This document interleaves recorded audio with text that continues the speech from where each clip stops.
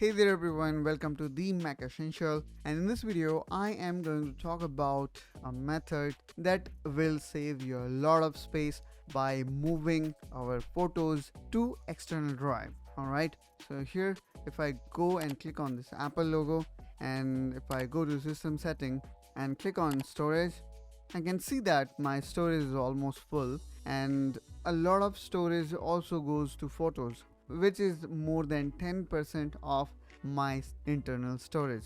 So let's fix this. And for that, first of all, you need to have external storage, and I would recommend you to go with external SSD. For example, here you can see this is Crucial SSD that I have connected to my system using Thunderbolt enclosure, so that we're gonna get a good speed. If you want any kind of recommendation, please do let me know. I can help you with that. As this drive is connected to Thunderbolt 4, it actually have got even higher read and write speed than internal hard drive, so this drive is that good. Alright, so now let me quickly open Photos app. So let's quickly go here on the top. Now I'm gonna type Photos.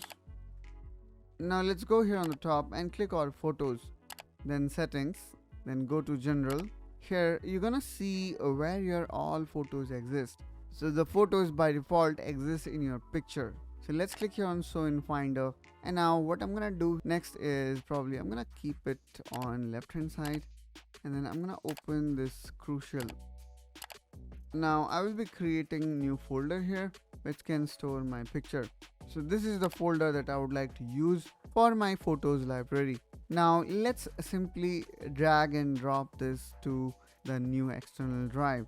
Since this is 27 GB, based on your hard drive speed, it's going to take some time. As we are using Thunderbolt 4 port, it have copied everything under 1 minute. So this drive is that fast. Now the next thing here I'm gonna do is I am going to open this copied photo library, and in this way we'll be confirming if everything is copied or not.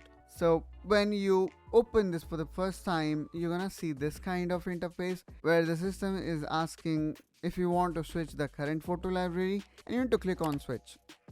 Now if I go back here on Photos, Settings, and here I can see that the library location now changed to my external drive, which is Crucial, then Pictures Mac, that the folder where we have saved our data. Now we need to click on this option which says Use as System Photo Library. Since we are changing our library, because of this the previous library connections and options will get disabled. So here we need to click on OK if you want to change your library.